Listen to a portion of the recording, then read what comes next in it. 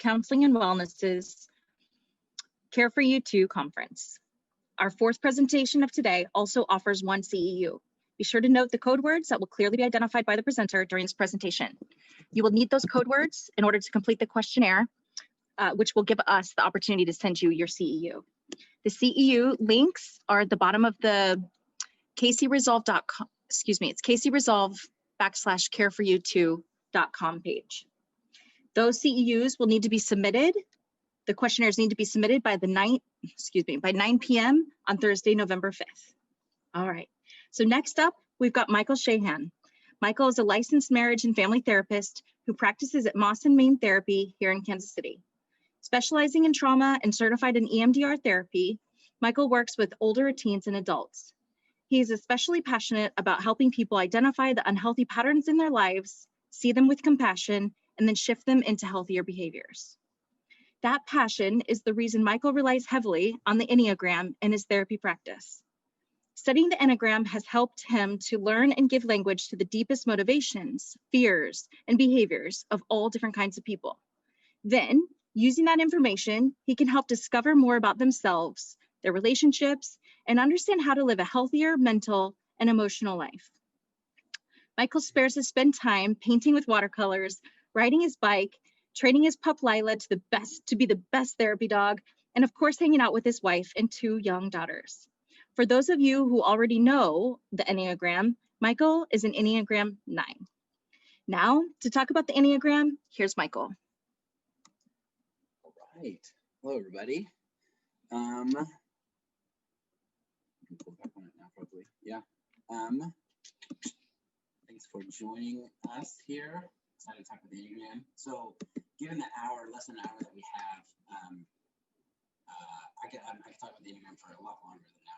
A lot longer. So today what I wanted to do is present the kind of bigger picture of the Enneagram, what makes it what it is, why 9 numbers, sort of very basic structure of each personality type, and then answering sort of the question why the Enneagram, how is it helpful, how is it important, why is it important to know. So the Enneagram is, some people who watching this might have no idea what it is. Some people might have heard about it a lot.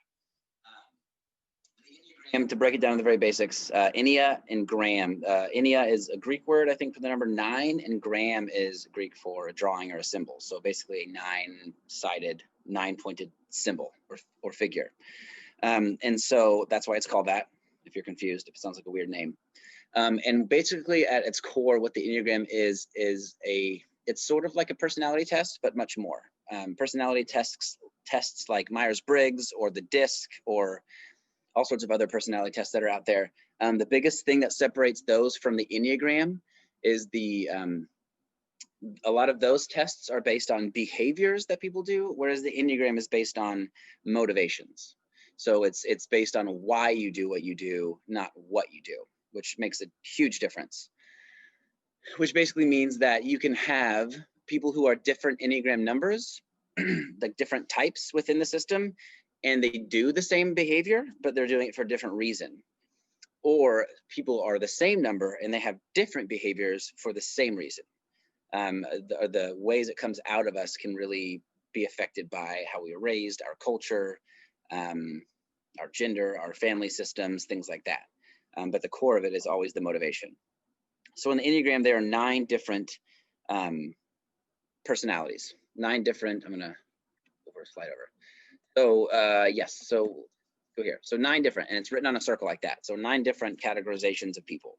So, and it's split into 9, and they're labeled as numbers intentionally so that there's no sort of preconceived notions on what, like if you named something the Challenger, there's already ideas in your head of what that personality type might be like. And so it's intentionally written as numbers so as to not kind of introduce bias in the numbers right off the bat.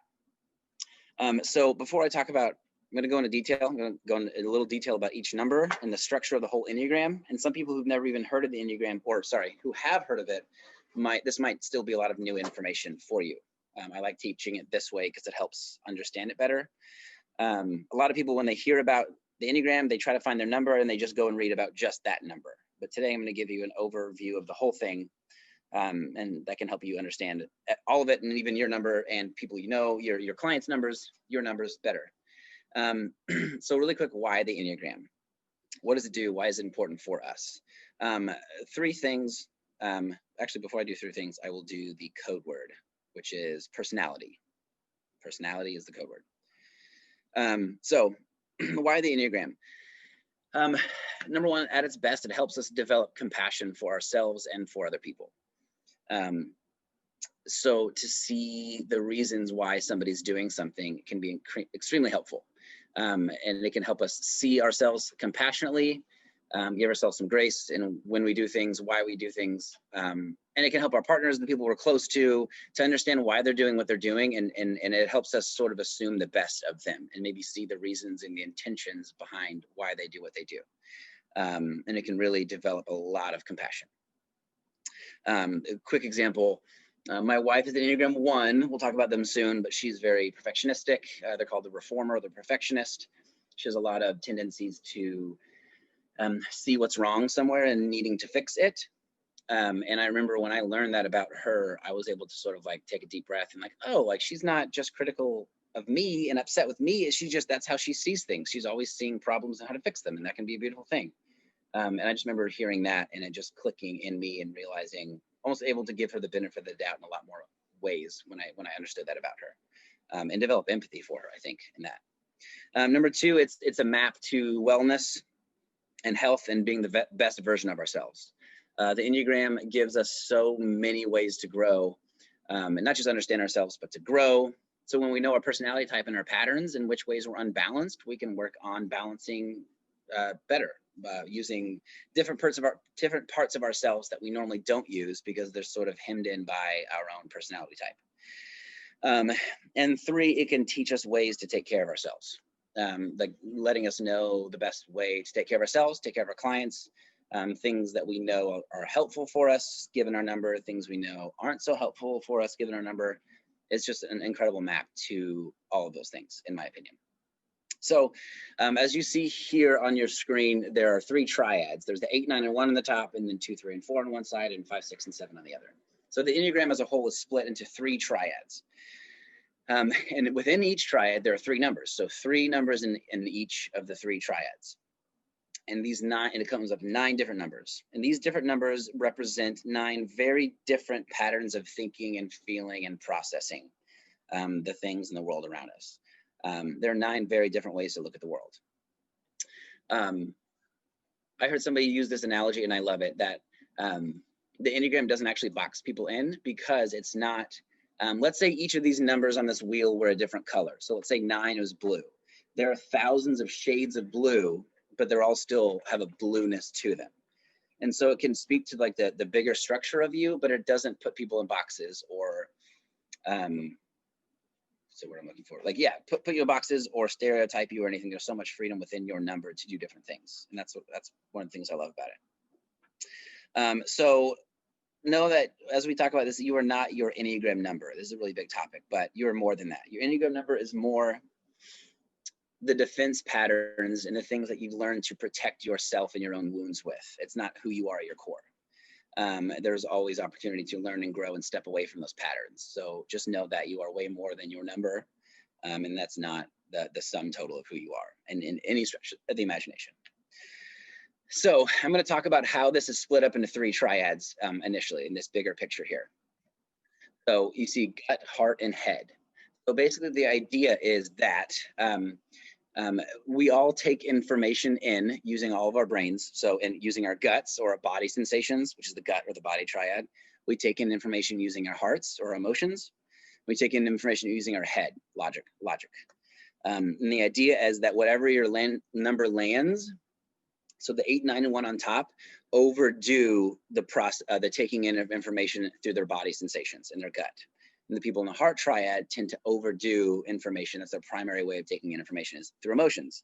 And the people in the 5, 6, and 7, the primary way they take information in is through their heads.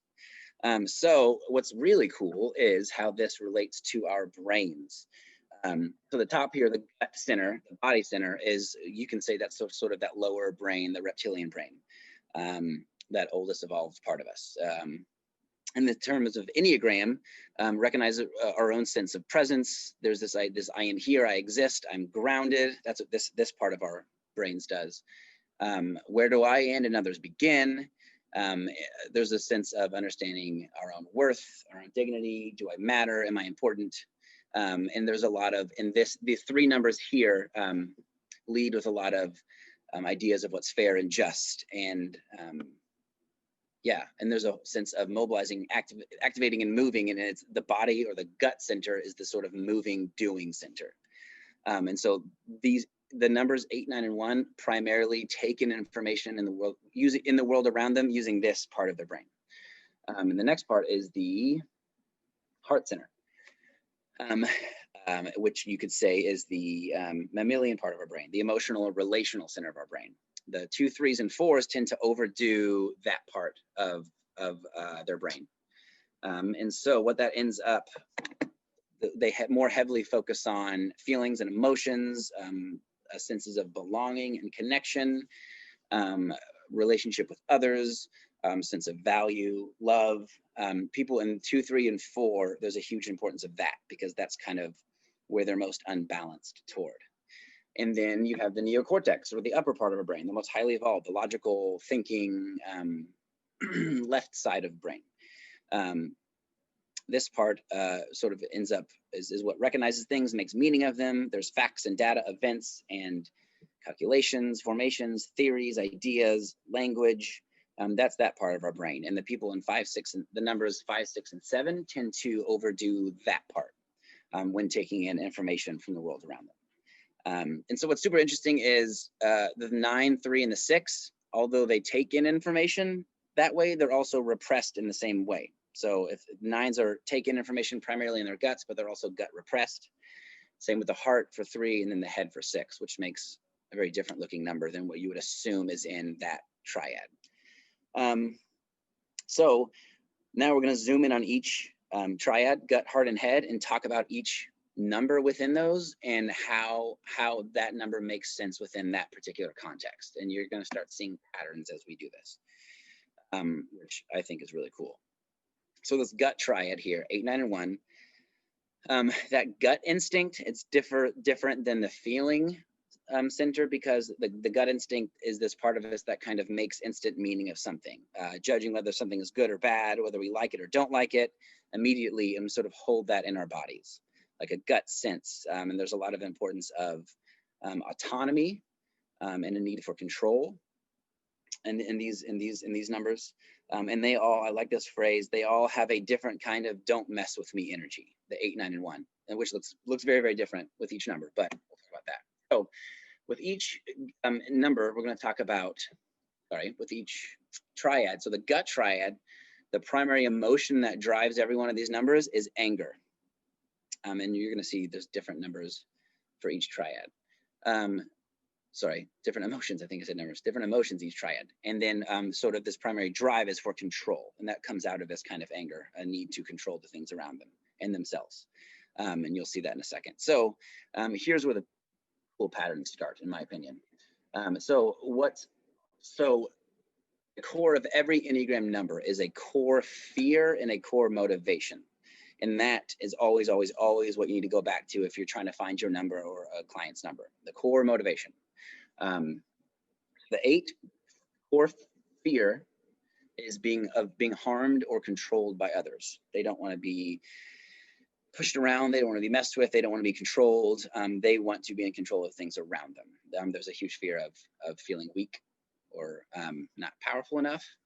And so because of that fear of being harmed or controlled by others, their biggest desire is to protect themselves or to be in control. So the 8s are, you mentioned this earlier, sometimes called the challenger. They can be very intense people. They can go to anger the quickest. And I'll show this in a second, but actually, let me do this first. So this arrow here, see, it's color coded with control. So what they want to do is they want to control everything externally. That's why that arrow is going outward. So just sort of visualize that. 8s have a huge desire to control the things outside of them and around them. They end up taking the lead very easily. They find themselves taking charge. They know what to do very quickly. They're driven by their gut instincts of right and wrong in that way. And on terms of anger, the 8 tends to overdo the anger.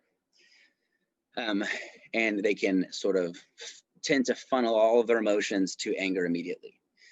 They can actually be perceived by people as angry even when they're not angry, because 8s can be very intense people, and other people read that as anger. When an 8 would probably tell you, I'm just passionate, I'm just excited. Why do you think I'm angry? That happens a lot with 8s. They tend to be very misunderstood because of that. On the other hand, though, they do love to usually stir the pot. They don't mind conflict if it needs to happen. They can be very willing to step into it if needed, especially to protect other people. They're very confident. They're very justice and right oriented. They like to protect other people. They love to help others. They love to champion the underdog. And that's kind of a very brief summary of 8s. As I go through this, I'm going to mention there's something called a passion that each number has. Some people call it like the deadly sin of each number, but I like to use the language, the emotional addiction. I think that's a perfect way to describe it, because it's sort of where your emotions tend to slip to most easily if you're not aware. So as an 8, it's called the emotion lust, not just sexualized, but this desire for all of something, to sort of have and possess all of something. That drives 8s in a lot of ways. They tend to overdo a lot. They tend to not know when to stop on things because they just kind of want all of it. The 9, their biggest fear is of loss and separation. And so because of that, their biggest desire is to achieve stability and have connection. They want to be stable. They want to be at peace. They want to be connected with people around them, because that can tend to soothe these fears of loss and separation. And that loss and separation is of relationships, the things around them, even their own sense of self. 9s,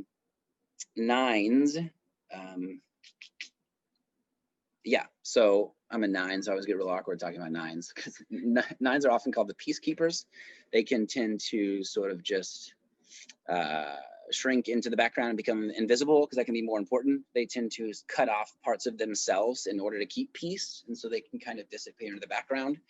And so on this arrows here, there's a sense of control that 9s still struggle with, that they feel like they need, but for them it's externally and internally. They want to control everything internally and have this sense of peace and being okay, and they want to control everything externally, so have the people around them okay, not arguing, being at peace, getting along really well. So they have this issue with control, but it goes internally and externally at the same time, which can kind of tend to just make them shut down. Because if I can't, so if to have peace internally and be okay internally, I have to speak up and say something. But if I speak up and say something, it's going to cause conflict externally. So I don't know what to do, so I'm just going to shut down. So 9s can tend to shut down and dissociate in a lot of ways. So in terms of anger, 9s are out of touch with their own anger. If you know a 9 just on the surface level, you will probably have no idea that they're angry. Whereas if you're very close relationship or married to a 9, you probably see the anger more than anybody else. Oftentimes 9s don't even see their own anger. It takes a lot of work to even get in touch with it at all. So 9s are sometimes, I call it the peacemaker. They can be very go with the flow people, very accepting and understanding of all sides. They have a unique gift to really see all sides of what's happening and see where people are agreeing, even though it looks like everybody's fighting and arguing. They can be really great mediators, which helps me a lot as a therapist. For me, as a therapist, when couples are arguing, it's so easy for me to see, like, do you guys not realize that you want the same thing? And usually they don't realize it because they don't see it. But for me, it's very, very easy to see commonalities between people, which is kind of cool. But it can also be, I can also use that to shut down my own anger. In an attempt to avoid my anger, I can try to see all sides and understand. And that's a way that 9s tend to get out of their own anger, or try to find their own sense of self by merging with other people. Next, the 1s, the last one on the triad. Their biggest fear is being corrupt or bad or defective. So they are worried that, I'm going to describe it this way. So the desire is to be good, to have integrity, or to be right.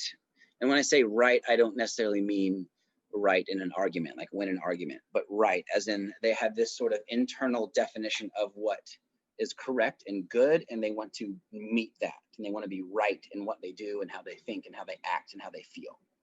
And there's this worry that they are not, without doing something, they're not good. They have to sort of earn their own goodness in that way. And so, yeah, you see the 8 is externally, 9 is internally and externally with the control, and the 1s is all internally. Initially, at least, they want to control their own inner self, their own emotions, their own bodily instincts. In that gut triad, they want to control all that. They want to have a tight lid on it. They want to not be controlled by their own internal desires. I think it's a really funny example, but it fits it really great. I had a client once who was a 1 who said if he has to go to the bathroom when he's going to bed, he will not go to the bathroom because he wants to know that he can handle the discomfort. Which is weird to me, but like I think it's a funny example that can speak to a lot of the places that 1s can, like, they want to be right and good, and they don't want their bodies, their emotions, their instincts to control them at all. And 1s can tend to be very rigid rule followers, ethical, moral. They have an amazing ability to see what's wrong and needs fixed, because they're sometimes called the perfectionist or the reformer. They're always seeing, they can walk into a room and see what's wrong very quickly, which can be a great thing. Or if overdone, it can be a difficult and damaging and uncomfortable thing. And I think that's one of the most beautiful things of the whole Enneagram is everybody's strength on each number, if turned up too high, actually becomes a weakness. So it becomes about balancing your own gifts that come with this and not overdoing them to where they become maladaptive and hurtful for you and people around you. So complete this pattern on the anger part, 1s are at conflict with their anger. They see it, but most 1s see anger as a bad thing.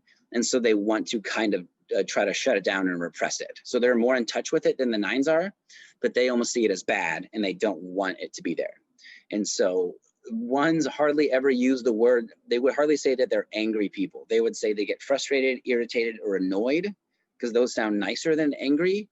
But that's how it tends to come out with 1s. A lot of rigidity, frustration, irritation can come out in 1s. So that's the gut triad. Gut triad as a whole, they tend to be very doing people, like that sort of doing gut body center, and they can tend to gain, have this belief that I am what I do. So if I'm not doing something, who am I? And that can be one of the, so human beings all struggle with, like, I am what I do, I am what other people think of me, and I am what I have. And each triad is associated with one of those. So the gut triad is I am what I do. It can be hard for, it's interesting because the 8 and the 1 are very, very active people, but a lot of 9s can be very inactive people.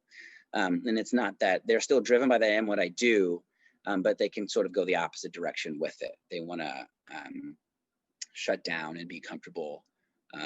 Yeah, it can look very different, especially each one that's in the middle. Yeah, it can be hard to initially see that 9s are in the anger triad and in the doing triad, especially if you're just sort of seeing their behaviors rather than their motivations, because it seems at odds with those things. The next triad is the heart triad, 2s, 3s, and 4s. These people, since they take in information predominantly through their emotions, they can be very sensitive people, very feely people, very emotionally needy people even at times. They can get lost in their feelings, have a hard time knowing who they are because of that, because their emotions come in so strong compared to the other 6 numbers in the other 2 triads. It can kind of tend to rock them around and they don't know who they are. It's hard to find their sense of identity because their emotions shift so much. They have a hard time identifying who they are outside of their feelings because they shift so much and they're so big. And there's just a wild mess of feelings inside of 2, 3s, and 4s. They can be, yeah, like sensitive and easily offended because their emotions can just come up so strongly. And again, none of these are bad or wrong. They're just different. Our culture tends to ascribe good or bad to pieces of this, but honestly, they're all just different. That's part of what I love so much with the Enneagram is that, yeah, there's not a good or bad. There's not a best number. There's just different ways that we look at the world, and none of them are inherently the best, which is perfect of me to say as a 9. So let's go dig into this a little bit. You're going to see the same pattern here, except in this one, the primary emotion is grief or sadness in this triad, and the primary drive is to find a sense of identity. Like we talked a minute ago with the emotions, their sense of identity, it can be difficult to arrive at. It can be hard to there's that I am what other people think of me in this triad. So there's looking for a sense of identity from other people in particular ways. So the 2, let's start with the 2. Their biggest fear is being unwanted or unworthy of love. And so because of that, their biggest desire is to feel loved. So many things that they do are in order to gain or earn a sense of being loved. They are often called helpers.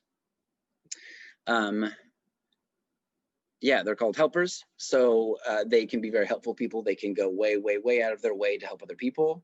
But for 2s, there's this sort of underlying motivation in that, whether some people don't see it, some people do, of sort of getting some love or appreciation or help in return, sort of giving to get. But they can be very helpful, very selfless, very kind, very warm, gentle people, 2s. They really try to, yeah, let me go this part. So 2s, their sense of identity comes very externally. So here comes this pattern again that you saw earlier in the gut triad. So they want to help other people. They want to influence other people, sort of seduce other people even into, because there's such a lack of their own sense of identity and being loved, they want to find that through other people. And so they very much reach externally for that by doing these certain things that 2s do. They can repress parts of themselves that they think other people won't like and shut those down really well. One of their main defense mechanisms is repression of those parts of themselves. They can be really warm. They can also be very intense and angry, and they can kind of, they will give and give and give and give and give until they don't feel like they're getting anything in return, and then they can finally snap. And hell hath no fury like a 2 who has snapped and doesn't feel appreciated. And they are at conflict with grief and sadness. So they sort of see the sadness and grief in them, but most of the time they believe that other people won't like that. And so they can try to sort of shut it down and not feel it, in the same way that 1s want to shut down their anger.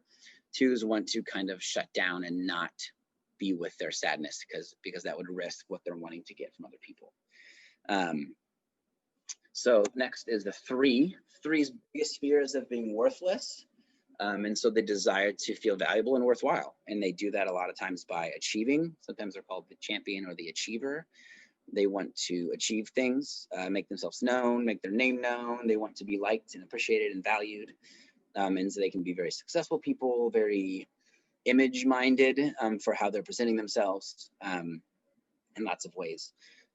Let's see. So the 3 in the middle has that they are wanting to find their sense of identity externally and internally. What that looks like for them is that flip-flopping back and forth like a 9 with control. But for 3s, there's a looking to what other people want them to be, and then becoming that so much that they start to believe that is who they are. It's a sort of not trust, like wanting, yeah, and they can be very disconnected from their own sense of self. So that's that back and forth looks like for them. And they are out of touch with their grief and sadness. Just like the 9s don't look angry, 3s most likely don't look sad. And a lot of times to get away from their sadness, they're moving forward with new ideas and new things and wanting to be liked and put themselves out there. And so, which looks very 3-ish. One of their main things that fuels their drive to move out there and be successful and do new things is to sort of get away from that sadness and that grief, because they do not want to feel it. Next is the 4s. 4s' fears are having no identity or personal significance. And so the desire to find their own identity or significance because of that, because it feels like there's a lack of that. There's a huge fear that they don't have a sense of self, that everybody else has something that they don't have and they're kind of missing out. The 4 is sometimes called the individualist. The stereotype is like the purple-haired artist. Very creative people. They don't have to be creative, but a lot of times they are. There's a desire to be unique and to be special because their sense of identity comes from like what they want it internally. But if they sort of turn into themselves and look at themselves, figure out who they are, understand themselves, express themselves to who they are at their core really well, then they'll find their sense of identity. So to look at these 2, 3, and 4 numbers, I've heard somebody say that 2s want to be rescuers, 4s want to be rescuees, and 3s don't need no rescuing. They can do it themselves. I think that's kind of a good way to frame that whole heart triad. And the 4 overdoes their grief or sadness. They can tend to almost use sadness as a defense. They are more comfortable feeling sadness and really heavy and strong emotions more than any other number for some reason. And so they can kind of, and their connection with their own sadness can actually feel good for fours. I heard a four once say that for him, sadness is like sitting next to a cozy fire on a winter day in a living room. And to me, that was just bizarre because I do not enjoy sadness. But a lot of fours can actually sort of enjoy their sadness. There's a sweetness to it. That's a way of feeling sort of, because it connects them to this loss and a feeling of being different. And that actually feels good to them in a lot of ways because that sort of bolsters their sense of identity. Fours, I also heard a four say, lots of fours say they can't dress when they can never put out clothes the night before, what they're going to wear the next day, because they have to match it to how they're feeling. So they're wanting sort of their external self to match their internal self. So that can be seen by other people, and so they can express that well. 2s, 3s, and 4s are all very image conscious because they're wanting to show a certain part of themselves to be valued, to have a sense of identity. So that is the heart triad in a very brief way. Can I get a drink of water really quick? It feels really dry. I'm going to be that speaker who stops and takes a drink of water. Hold on just a second. So next and last triad, last but not least, is the head triad. For the head people, there's a huge importance on knowing and gaining knowledge and thinking things through, seeking truth. Whereas 8, 9, and 1, the gut triad, there's a lot of importance in doing the right thing. 2s, 3s, and 4s is a whole lot of importance in relationships. And 5, 6, and 7, there's a whole lot of importance with the truth, finding the truth, what's right, what's accurate, what's true. They can be very heady, cognitive, logical people. I talked to a client of mine who's a 6 once, and she said that the way she looked at the world was almost like she used the analogy of like a spy movie where you have like fancy, expensive glasses, and it's pulling up information on everything that you see. And that's how she says she sees the world. It's like she sees somebody feeling an emotion instead of just kind of immediately feeling that herself and empathizing like somebody in another triad might do. She's just like, yep, that makes sense. When people feel this way, when this happens to people, they feel this way, and it just kind of makes sense to them in their heads, and they're just gathering information and data, and that's how their brains tend to work primarily. A lot of clients in this triad, when we're talking about emotions, I ask how you feel about something, and almost every time they answer what they think about something, and I have to kind of ask them over and over again and like metaphorically keep their head looking at the emotional side, because they usually go right out of that if you're not careful or not realizing what's happening. So we're gonna go to this last one, and same thing. The pattern is gonna be a very similar way, except with different contexts here. So the primary emotion for 5, 6, and 7s that they're acting out of is fear, and their biggest need, what they sort of need is a sense of safety and security. So we'll start with 5. 5's biggest fear is being capable, being useless, helpless, or incapable, sort of being overwhelmed and not knowing how to do something, how to take care of themselves. They desire to be competent and capable. So they are very, they're sort of the headiest of the heady types. Stereotyping as a whole, think of like the absent-minded college professor, sort of knows a lot of things, can sort of get sidetracked, and when they talk, can tend to research into bizarre subjects that other people aren't really interested in. There's just a desire to learn and gain information. And for them, that's the kind of, for the 5s, they're seeking safety and security from things externally. So they sort of pull inward, away from things externally, and their desire is to sort of learn enough so that I can be prepared for whatever comes my way. I want to gain a sense of safety and security by pulling inward, learning, being prepared, so that whatever comes externally, I can be prepared for. And they can tend to, 5s can tend to not act and be very doing repressed, because they, like a classic example of a 5 is wanting to build a garden, and then they buy 10 books about building a garden, but never actually get around to building it, but they learn a whole lot about it. The 5 tends to overdo the fear. They're sort of that's why they're such a pulling inward. That happens in wanting to protect themselves from whatever out there needs that they need protected from. So sixes, their main fears of being without support and guidance. And so sixes can actually look very, very different in each number. One of the oldest books on the Enneagram of personality by somebody, Claudio Naranjo, in the 60s, wrote, he said it's almost hard to write a chapter on one kind of six. And people basically theorize that's because sixes, with their fear, they can either fight, flight, or freeze. And there's lots of responses that you can do with your fear. And so sixes can look very different. So with that fear of being without support and guidance and the desire to have security and support, some sixes can just overly trust whoever is in charge and whoever is in charge of a group, and they just completely ascribe to their way of being. They're called a loyalist, and they can just sort of almost become too loyal and support people to a fault and think that I don't have the answers, so I need to look outward for the answers. Whereas some sixes, and this kind of goes with that external and internal thing, some sixes, they're called a counterphobic six. They sort of buck up against the fear and say, I don't need anybody to help me. I'm strong enough. They sort of meet fear head on by getting big and fighting. And that's sort of, at its core though, it's still motivated by this fear and not having a sense of support and guidance. So they have to sort of make themselves, prove to themselves and people around them that they aren't afraid by bucking up to these things. But in reality, it's still coming from fear.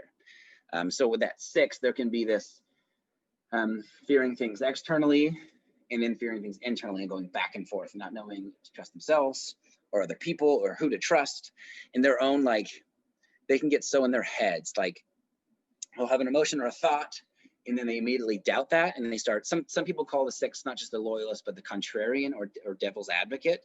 They can tend to poke holes in any argument that comes up, see how things can go wrong, but it's not just externally, it's internally. If they have an emotion or a thought, they immediately start questioning the validity of their own emotions and thoughts, which gets very confusing because the very thing, their own thoughts, they try to use their thoughts that they're having that they don't trust to trust their own thoughts. And it just becomes very messy in sixes. They are out of touch with their fear. A lot of them don't realize that what they're doing is fear-based, whether they're bucking up to it or they just sort of say, I'm just being practical. I'm just being prepared and not seeing it as a fear-driven thing.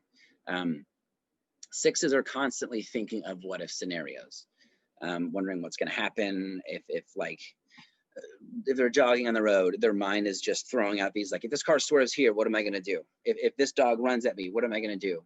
And interestingly enough, when bad things do happen, sixes can be sometimes the most calm and collected people because they've already thought of so many things that go wrong and they're more prepared than other people, which is interesting to see. So I do that. So seven, their biggest fear is being trapped, being deprived and in pain or being trapped. And so their desire is to be satisfied and content and have their needs met. So the opposite of the five, whereas the five looks for things, looks for security internally from things externally, the seven looks for support, handles their fear of things internally by moving externally. So what that means is they're afraid of there's a lot of fear around their own emotions, their own inner world, their own pain, their own discomfort. So they are always moving to the next thing, picking up a new habit, new hobby, going on vacation, traveling somewhere. It's very hard for sevens to sit still because they are constantly running like from themselves. And there's a fear that if they stay still, they will end up being trapped or deprived and in pain. So they always have to be working on getting their needs met and doing new things and not allowing themselves to be trapped. So in the seven, I want to use a quick example of what I said at the beginning, how you can have two people of the same number, but they do different things. Sevens, I think, is a great example. I know some sevens who, there's a big fear of missing out that sevens have a lot. And so I know some sevens who completely pack their calendar so they don't miss anything because they would hate to miss something great that's happening. But some sevens never want to pack their calendar because what if something better comes up? Then I'm going to miss what I want. And so it can look very, very different behaviorally, packing their calendar versus not putting anything on their calendar, not doing much. But it's coming from that same fear of of desire of needing to be satisfied and content, have their needs met, and to do more things. I just think that's a great example. And the sevens are at conflict with their fear. When you talk to a seven about fear, they usually like, what do you mean, what fear? I'm not afraid of anything. They yeah, it's hard for them to, 7s are really hard to see that they are fear-based, but so many of they live so much in their heads, and they can get more enjoyment over brainstorming and thinking and planning of what comes next than actually doing it. Because there's this constant planning that's shuffling in their head all the time because of a fear of what's happening now, if it's uncomfortable or if I'm going to be trapped in this. And so that's why their brain, they are very heady people. They can look very energetic sometimes and extroverted, not all the time. But it can be, they don't look like some of the other head people, but they are very much driven by that. It's very action-oriented head people. So really quick, back to 6, something I wanted to share was that there's a huge need for clarity on 6s. They need to be like 200% sure before they act on anything, because there's such a doubt within themselves of themselves. So I'm going to, where are we at on the slide? Yeah, I have time for this. Perfect. I'm glad I have time for this. So as I go through those numbers, there are 9 major numbers, but within each number, each number can, like we talked about, there can be multiple people of the same number who look very different. And so one of the things, I'm just going to briefly touch on this. This is a huge topic, but it's important to understand if you're looking for your number. Something called instinctual variance. So here's the theory that all human beings have 3 instincts: one for self-preservation, one what's called the sexual instinct or the one-to-one instinct, and then another instinct that's the social instinct. So the idea is that our self-preservation instinct in all of us keeps us alive. It keeps, there's a drive to pursue survival and material security, which keeps us alive, right? Because we only have what we need in that way. And there's a drive in all of us to sort of bond, the sexual instinct or the one-to-one. There's a drive to bond with another person very intensely, the seeking out of exciting experience, of connection and intimacy with others, and that's the sexual instinct in all of us. And then there's the social instinct in all of us, and that's this drive to belong, to be seen, to be known, like where are we at in the herd. So, and I'm going to go through this. So there's the self-preservation subtype, the desire to keep yourself. Okay, yeah. So the idea is that we have all 3 of these. I'm just going to put this on the screen. This, up top, see, self-preservation subtype 1. Sexual subtype 1+1, so you and another person, and then social subtype 3+, so groups of people. I think that's a good way to remember that. And the idea is that each of us, regardless of our Enneagram number, have one of those instincts that's dominant and one that's repressed. So one of them that's turned up too high and one of them that we tend to move away from. And the idea is that each number, so you can, let's say that you are a self-preservation dominant. So you have all 3 instincts like everybody does, but your self-preservation is more dominant than the others. And then, or you can have the sexual instinct that's more dominant than the others, or the social instinct. And so what you do with that is each number has 3 separate subtypes. So you can have an Enneagram 9 who's self-preservation dominant, an Enneagram 9 who's sexual instinct dominant, or the Enneagram 9 who's social instinct dominant. And what that does is that skews the passion of your number. I didn't mention those earlier, didn't I? I'll do that in a second. It takes the passion of the number and sort of shifts it the direction of this instinct. So let me run through the passions really quick, and then I'll explain this because it's kind of complicated, but I think it's really important if you're looking into this, and this isn't taught very much, I think, as much as it needs to be, because it's very, very helpful. Even the instincts by themselves without your Enneagram number can be helpful. So the passion of 1 is anger. There's an anger, remember I talked earlier, let me briefly remind you. The passion where is the emotional instinct. Nope, sorry, the emotional addiction. So where you sort of go to emotionally more than anything else. 1's is anger. There's an anger at the way things are, at the way things need to be perfected and they're not, so they're falling short, and things around them and they are falling short, so there's anger at what isn't perfect. 2, the passion is pride, a sort of belief that sort of a deflating and inflating of their own sense of self that comes from needing to be seen as lovable and there's a sense of pride in that everybody else has needs that I need to meet, but I don't have needs. I can take care of myself. I'm not worried about that. I'm worried about you, which can seem really selfless, but when it comes down to it, it's this idea of pride that I don't need any help, but everybody else does. These are all pretty brutal, by the way. The 3 is vanity, which is sort of a need to be seen. I wrote this down because I like this definition. Where was it? Oops. I can't find it. Yeah, the need to achieve and maintain a successful image. So basically very image-based and need to be seen as successful and achieving and Yeah, just a good image. And then 4 is envy, which is the sense that something's missing, that they're missing something or around them is missing something. 4s can be really driven by that emotion. And then 5 is avarice. So it's sort of like greed, but not necessarily hoarding things just to hoard things. There's almost a scarcity mindset with 5s. So I don't have enough of something, so I have to sort of hoard and be stingy with what I have already because I'm worried I won't have enough.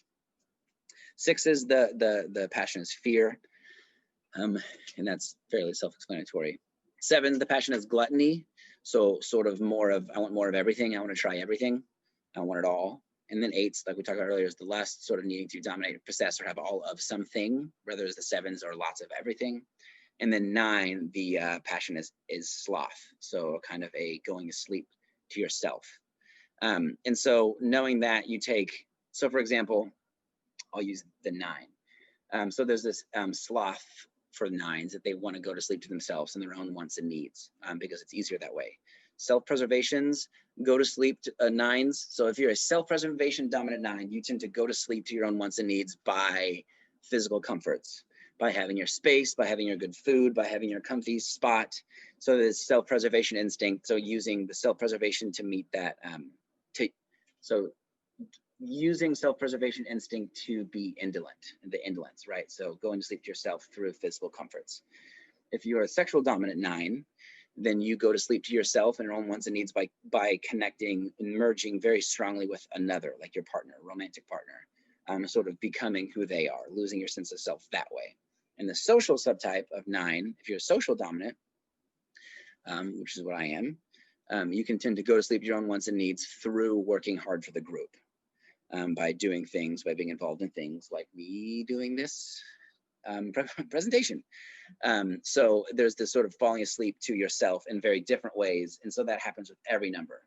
There's lots of resources out there to look up more. There are people who've written books on, Beatrice Chestnut is a lady who wrote a book called The Complete Enneagram. She goes into more detail about every subtype, more than anybody I've ever seen.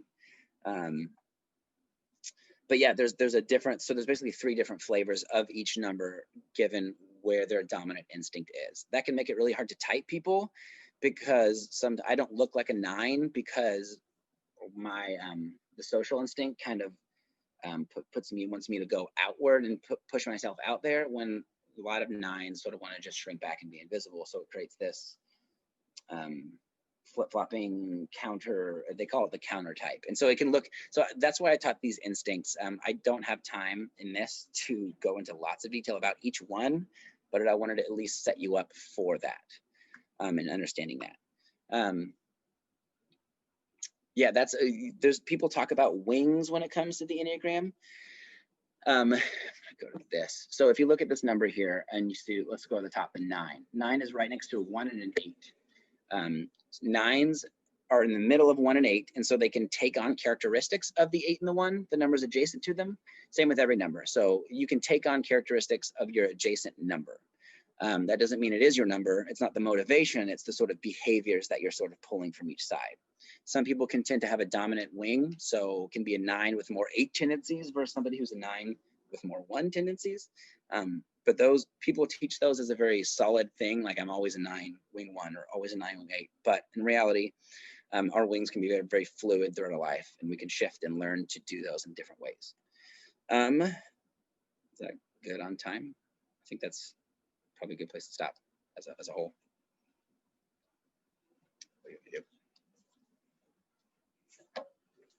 All right, Michael, thank you so much. Should I do this last code word? That'd be great. Last code word is motivation.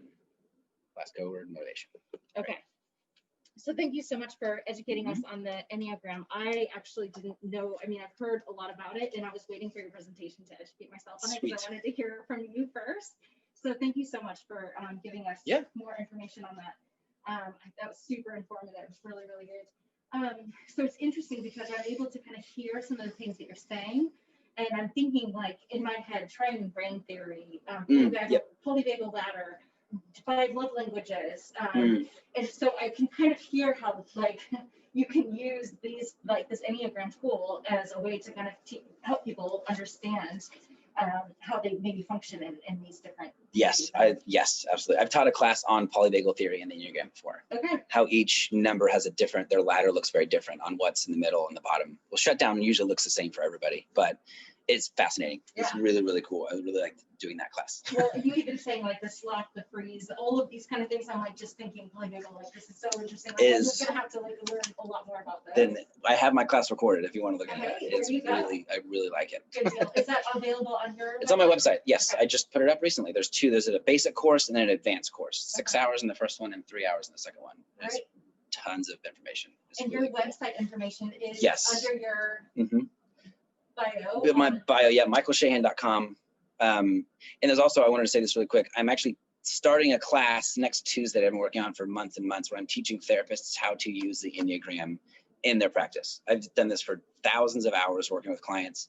And so I have workbooks for clients and for therapists and warning signs for each number and ways to combine it with EMDR, with IFS, with polyvagal theory. It is going to be a 6-week course. I'm really excited about it. It's going to come with like a 60+ page workbook and hours of video, and it's going to be really cool. And that's actually happening next Tuesday. And I'll do it again in January, but I'm very, very excited with that. Good deal. And your website is available also under the bio. So if you go to the resolve.com, go to the CARE4U2 link, hit Michael's bio is on there, and then that will also get you to his website and that kind of stuff. So thank you so much for that. So I have a few questions for you. One is, how do you respond to those who are skeptical of the Enneagram? You can be, it's allowed. I'm not hurt by it, or because I've seen so much, and I get it. It's weird. The symbol looks scary for some people, but I think I'm not gonna force anybody to, like with clients. If a client doesn't interested in it, then I'm not gonna use it with them. Like I don't need to. It's a tool to use, and if it doesn't work in that scenario, it doesn't have to. And I mean, I don't know if that's just my 9 tendencies, but I'm not gonna argue with you if you don't like it, but I've seen it and I'm going to keep using it. But the more and more I learn about it for years, it just keeps making more and more sense. And it is just crazy how much sense it makes. And how do we go about finding out what number we are? Is there like a good question. There are quizzes all online. There are free. There's no the quiz. Some people say, where's the quiz? There's not an official one. Nobody like owns it. But there's a free one on truity.com, TRUITY.com. It's a free one. You can pay more information for more results. It's a really good one. There's one on integrative9.com, the number 9. That one's very expensive, but it is probably the best, most accurate test, and it gives you tons of information. It actually asks specific questions the more you answer to sort of filter it down, whereas free online ones are just the same 30 questions to every person. That's an amazing test. There's another paid one on enneagraminstitute.com. But keep in mind, tests are never accurate, perfectly accurate. Always, always, always use the results to look up information on that number and see what resonates with you. And usually if you read a number and you don't want to be that number, unfortunately, that might be your number. Because it kind of hits at these ego defenses that you have that don't want to be seen. And there's a lot of discomfort, except sevens. Sevens will see it at first and just love their number, because their own defense mechanism is to see things glass half full positively. And so sevens usually go the opposite way. They say, oh, sweet. Oh, yes, I'm the best number. I'm a 7. And the longer they look, they start to realize what that actually means. And it's like, oh, no. But yeah, there's a lot of, so never just do a test and say the test said this, so I must be that. Yeah. It's hard to get at those, especially because it's motivation driven. So it's really hard to get at those with just tests. It's interesting too how you said that the numbers like have a very big spectrum or wide variety, and like a 9 or 7. I think you give a few examples of 7 scheduling. Yes. And like how one person may be over scheduled, the other person maybe doesn't schedule anything because they're like waiting for the best thing. Yes. So I think that's maybe a good thing to keep in mind too. Even maybe you hate some aspects of being a 7, but actually there's, maybe you're not the most extreme end of that. Okay, another question that I had for you is, it's interesting because when I first started hearing about the Enneagram, I had a client come into my office and she was like, oh, I went in for this job interview and they did this like assessment on me, and it was like, and they gave me this number and I don't know if I agree with that and all that stuff. And I was like, oh, is it the Enneagram? And she was like, no, I think it started with an E. And I was like, yeah, I think that's it. But I was just thinking through this. And so I was going to ask you kind of what your thoughts were in terms of like, if you were doing a job interview or even like a structure, like your work structure, would you advise like employers to give their employees the Enneagram? And then kind of, could that help with like working with people and how people respond best to different situations? Yeah, I think it can help and it can hurt. It can very much at its worst be used as a weapon to sort of Okay. manipulate people. You're this number, that means you just want this, or to put people in a box, right? It depends on, I think, the maturity of the people using it. It can be a very personal thing to share somebody your number because it says a lot about you. Okay. I've done consultations with small companies before, sort of, which is like all the personnel take the test, and I went through with them and sort of worked with their groups on how to sort of get along better as a team using their numbers. So I think it can be very, very helpful if the people are on board, and if people are willing to use it in a positive, uplifting, encouraging way, not a manipulative, I need to get you to do what I want you to do, and I'm going to use your number to do so. So I think it's hard to answer that directly. I think it can be extremely helpful, but also damaging if used wrong. Okay. And there's going to be an element of safety there too. Yeah. Especially if it's a super personal number, and yes, like you said, for sure. people maybe are super stoked about their number that they are. Yes. I'd also be interested in talking about differential diagnosis, like anxiety, depression, and autism, that kind of stuff in terms of these numbers. And is there any studies around that? Like, or is that just too broad of a question? There is definitely some correlation. Okay. And I actually talked about, it's a podcast. Somebody had me on, your Enneagram coach. Her name's Steph Barron. She runs the Instagram account. We talked about mental health and the Enneagram, and we talked briefly about that. And how I think people really would love it to be 6s all struggle with this and 7s all struggle. But it's not that linear, unfortunately, not correlated. But there definitely is a lot of correlation between like 6s struggle a lot with obsessive compulsive things or anxiety related disorders, and 9s can a lot of addictions, a lot of numbing out, a lot of dissociating, and there's even correlation between like possible addictions that someone have. Like this number looks for addictions that fit this need, while this number has another addiction that fits another need, and it's really fascinating. And to see that correlation and the reason behind whatever the addiction or the behavior or the disorder is. I think it's fascinating. It's a huge topic. Yeah, for hours. I was like, well, there might be Yeah. Yeah, thank you so much. That was really great. Is there anything else you'd like to add? I don't think so. I don't think so. Great. Well, thank you again so much for coming here and for doing this presentation for us. Our final, oh my goodness, our last presentation of the CARE4U2 conference starts at 2:15. So now you have about